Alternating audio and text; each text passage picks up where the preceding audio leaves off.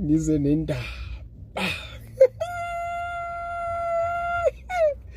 Allegedly nango omunye ngapha wathi thuma mina base bayamthuma bamthumeni Nive yena wasebheke eThalashishi.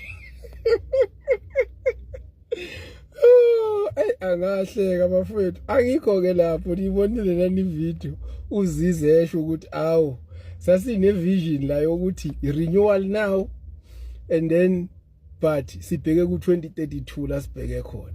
So u-2032 is still alive. Vele kuzobe sekunomunye upresident by then. But lo khona njengamanje for i-renewal yamanje there's no action. Focused on nothing. Angikho ke lapho bafethu. Ngila ekutheni abanye babhizi benza amajoke ngapha nge-MK. Laba bento ezibovu engithe sibayeke. Asibadlise uvoicemail bafethu. Thina into okumele siyenze ke manje ngamandla ukurecruiter khona lapha. Nalo 9% osasele asivele.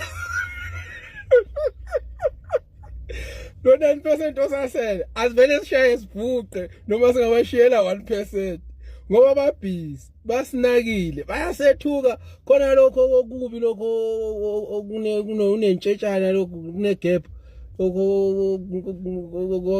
kwasethembisa abantu bani uzagila ziyanuka khona lokho kubhizi selakwababhizi neMK kucabanga ukuthi kuzothola le attention ebesinika laba abanye nabasebethatha umhlala phansi sizokushaya ngebhomu mfana wena gwara lapho uqhubeke thina siya recruit futhi manje kufuna si recruit nale top 6 sithathe nale top 6 sifaya ngapha emkhontweni kusale lapha kungenalutho phezulu.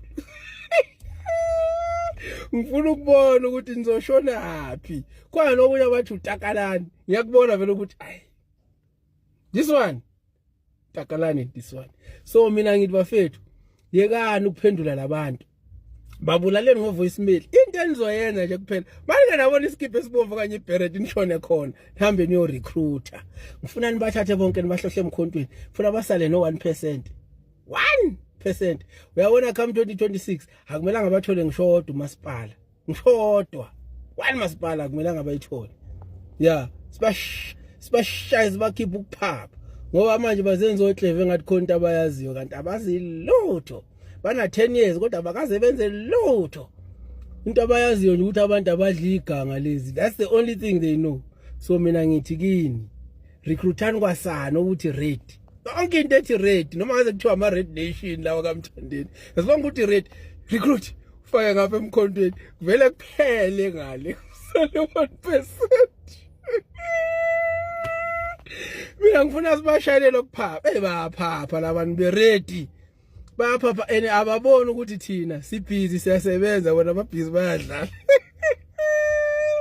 Ngifuna kwayena lo lenkulu baxa le ubani uzizipho ngifuna kwayena simlande lapha sizomhlohlala emkhontweni ngoba vele wasizathatha i-leadership lephezulu le top 6 kuphelile finish akobe ningizwile njalo elokudlala ningabaphendula voicemail.